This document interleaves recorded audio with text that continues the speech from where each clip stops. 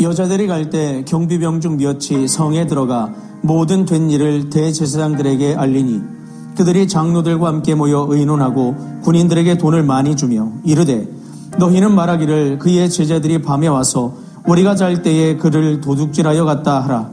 만일 이 말이 총독에게 들리면 우리가 권하여 너희로 근심하지 않게 하리라 하니 군인들이 돈을 받고 가르친 대로 하였으니 이 말이 오늘날까지 유대인 가운데 두루 퍼지니라. 11 제자가 갈릴리에 가서 예수께서 지시하신 산에 이르러 예수를 배우고 경배하나 아직도 의심하는 사람들이 있더라. 예수께서 나와 말씀하여 이르시되 하늘과 땅의 모든 권세를 내게 주셨으니 그러므로 너희는 가서 모든 민족을 제자로 삼아 아버지와 아들과 성령의 이름으로 세례를 베풀고 내가 너희에게 분부한 모든 것을 가르쳐 지키게 하라. 볼지어다 내가 세상 끝날까지 너희와 항상 함께 있으리라 하시니라. 아멘.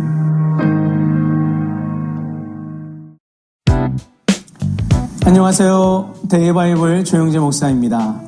마태복음을 시작한 게 엊그제 같은데 벌써 끝자락에 와 있습니다. 오늘 본문이 마태복음 마지막 부분인데요. 이 본문은 예수님의 부활 이후의 이야기를 다루고 있죠. 그리고 이 안에는 오늘 우리가 이 시대를 살아갈 때 부활 신앙을 가지고 이 말세 시대를 살아갈 때 어떤 자세를 갖는 것이 우리가 그 부활의 권능으로 또 평안을 우리가 누리면서 믿음의 사명을 감당할 수 있을지에 대한 교훈을 전해주고 있는 걸 보게 됩니다. 그리고 이 교훈을 알기 전에 오늘 우리는 이 이야기와 연결되어 있는 어제 주일 예배 시간에 함께 나눴던 그 말씀의 메시지를 먼저 살필 수 있어야 됩니다. 우리가 부활주일날 평안이라는 주제를 가지고 이것이 어떻게 가능할까에 대해서 우리가 함께 살펴볼 수 있었는데요. 그것이 가능한 이유 여러 가지 있었는데 우리가 함께 실천적으로 삶을 살아갈 때 정말 필요한 것은 말씀이 우리 가운데 살아 숨 쉴 수 있도록 그렇게 살아가야 함에 대해서 우리가 배웠었습니다. 그 평안은 단순한 감정적 영역이 아니었고요. 그 평안은 그리스도께서 주시는 평안이며 주님의 말씀을 근거로 해서 주어지는 평안임을 우리는 살펴볼 수 있었죠. 예수님은 그 말씀하신 대로 부활하셨기 때문입니다.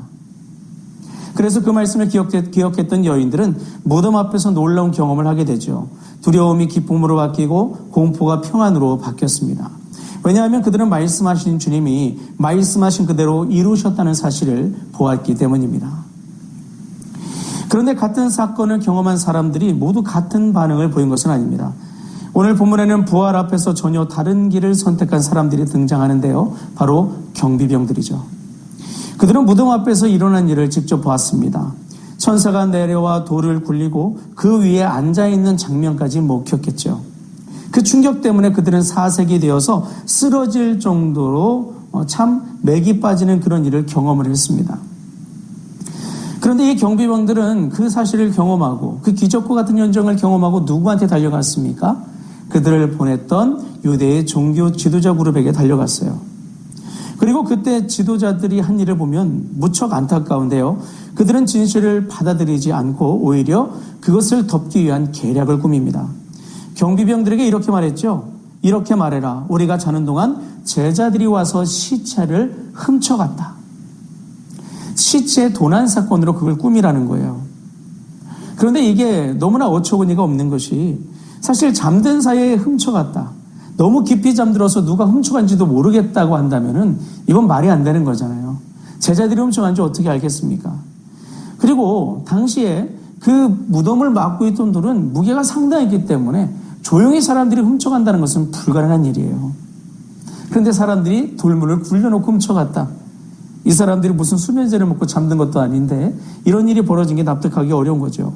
무엇보다도 예수님이 붙잡히시던 그때에 함께 연루될까봐 두려워서 도망쳤던 제자들이 경비병들이 지키고 있는 그 자리를 찾아왔다는 것은 사실 생각하고 납득하기 쉬운 일은 아니라는 겁니다. 그런데도 이 지도자들은 그런 무리수를 둬가며 거짓 이야기를 퍼뜨리도록 종용하는 걸 보게 됩니다. 왜 그랬을까요? 이유는 매우 간단합니다. 만약 예수님의 부활을 인정한다면 그들의 세계가 무너지기 때문이었죠. 예수님께 모든 관심과 권위와 권세가 집중될 거잖아요. 그들이 쌓아왔던 권위와 체계와 기득권이 동시에 무너질 것을 그들은 염려했습니다. 그래서 그들은 진실보다 자신들의 자리를 선택했습니다. 성경을 보면 이런 장면이 많이 반복이 됩니다. 사람은 진리를 몰라서 거부하는 경우도 있지만 때로는 알면서도 거부합니다. 왜냐하면 그 진리를 받아들이면 삶도 바뀌어야 한다는 것을 알기 때문이죠. 이러한 경우는 경비병들도 마찬가지였어요. 그들은 현장에서 이 일을 목격했습니다. 그런데 그들이 선택했던 것은 지도자들 앞에 달려가는 거였어요. 그리고 그들의 말을 듣는 거였습니다. 그래서 그들은 새로운 역사의 자리, 곧 부활의 역사에 참여하지 못하게 되죠. 여러분, 이들의 문제는 뭐였어요? 지도자 그룹들은 자신들이 그동안 해왔던 경험, 가치, 기득권, 여기서부터 나오는 모든 말들, 자기 스스로들이 해주는 말들, 자기 단체가 해주는 모든 말들에만 압도당했어요. 그것만이 진리였고 그것만이 자신들의 정도라고 여겼던 거죠. 경비병들은 지도자 그룹의 말이 그들에게는 진리였고 정도였어요.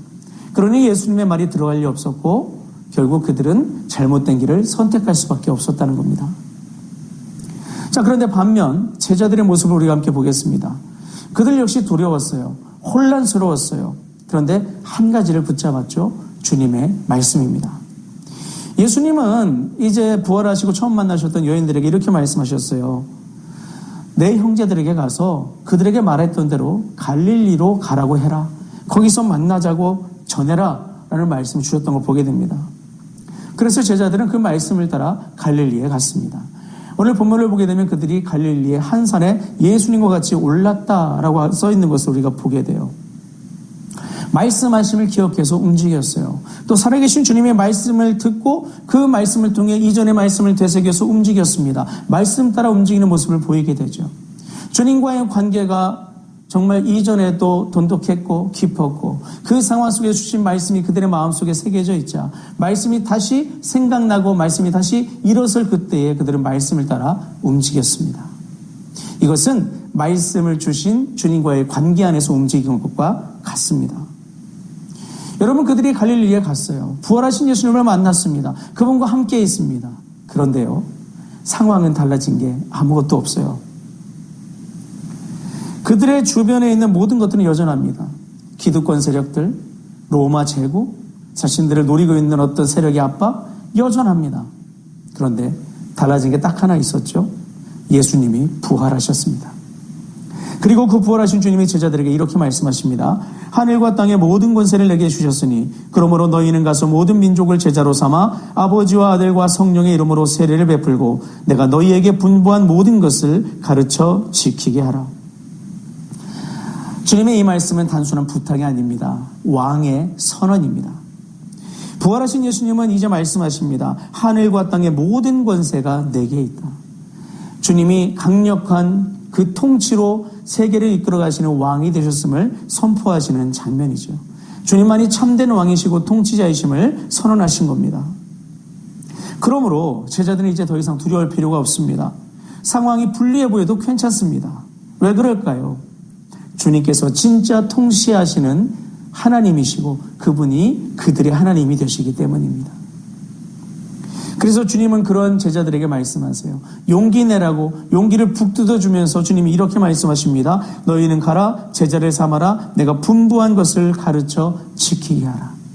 이 일이 수월하진 않을 거예요. 그러나 왕 되신 주님이 함께 하십니다. 주님이 이 일을 이룰 수 있을 거라고 그들에게 사명을 부여하십니다. 완전하시고 능력 있는 분이 말씀하시는데 대체 무슨 염려가 있을까요? 그래서 어제 우리가 함께 주일날 말씀 나눴던 것처럼 주님은 처음 만난 여인들에게 이렇게 선포하신 거예요. 평안, 기뻐하라. 너희들에겐 평안이 있을 것이다. 마음의 안정이 있을 것이다. 왜요? 상황은 달라지지 않았는데 왜 그럴까요? 진정한 왕께서 함께 하시기 때문입니다.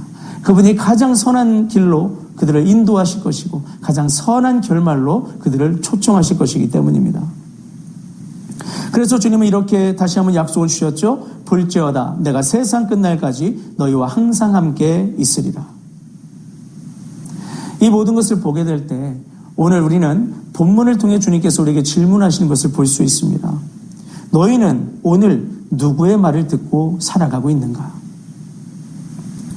종교 지도자들의 말처럼 세상의 논리를 따라 살아가고 있습니까? 아니면 제자들처럼 주님의 말씀을 따라 살아가고 있습니까? 부활의 시대를 살아가는 우리에게 가장 필요한 것은 바로 그리스도의 말씀입니다. 그 말씀이 우리 마음속에 살아있을 때 우리는 흔들리지 않습니다. 상황이 달라지지 않아도 평안을 누릴 수 있습니다. 행여 넘어져 고통 가운데 있다 할지라도 주님의 말씀을 보고 주님의 그 약속을 붙들고 우리는 다시 일어나 맡겨진 사명을 감당할 힘을 얻어 나아갈 수 있습니다. 그러므로 우리가 이 부활의 시대를 살아갈 때 분명히 기억해야 될 것, 주님의 말씀을 간절히 사모하시고 그 말씀 앞에 여러분 마음을 들이시고 그 말씀이 여러분 가슴 깊이 들어와 여러분 안에 숨 쉴 수 있도록 여러분의 중심을 온전히 내어 드리십시오. 그리고 말씀 따라 우리를 인도하신 성령님의 도우심을 강력히 기도함으로 구하십시오. 그럴 때에 우리 주님께서 그 말씀 안에서 역사하신 주님의 신실하신 인도하심으로 이 부활의 시대에 부활의 능력으로 그 권세로 우리가 믿음의 길을 걸어갈 수 있도록 인도하실 줄 믿습니다. 기도하시겠습니다. 좋으신 하나님 아버지 감사합니다. 오늘 말씀을 통해 우리가 마땅히 가야 될 믿음의 길에 대해서 살펴봤습니다. 하나님, 오늘 우리가 살아가는 시대에서 우리가 이해하기 어렵고 납득하기 어렵고 감당이 어려운 순간들이 너무나 많은 것을 우리가 알고 있습니다. 여전히 문제들은 산적해 있고 길이 열릴까 두려움이 밀려오는 그런 시대 속에 우리가 살고 있습니다. 그러나 그 모든 시대를 초월하시고 그 모든 어려움을 다 이겨내시는 주님이 우리의 하나님이 되시고 우리와 함께 하신다 약속하셨습니다. 완전하시고 신실하신 주님의 돌보심을 우리가 믿고 끝까지 주님만을 신뢰하고 말씀을 우리 중심에 두어 세상의 말들이 아닌 세상의 가치들이 뿜어내는 그런 말들이 아닌 주님의 말씀을 듣고 믿음의 길로 향할 수 있는 우리가 되게 하여 주옵소서. 성령님 그렇게 우리의 마음과 생각을 주님의 선한 길로 이끌어 주옵소서. 그 길 갈 수 있도록 우리에게 힘과 지혜와 능력과 평안을 덧입혀 주옵소서. 감사드리며 주 예수 그리스도의 이름으로 기도합니다. 아멘.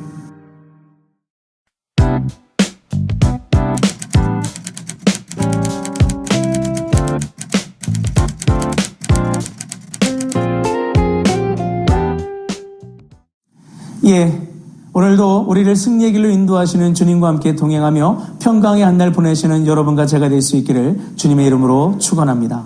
주님 안에서 사랑합니다. 그리고 축복합니다.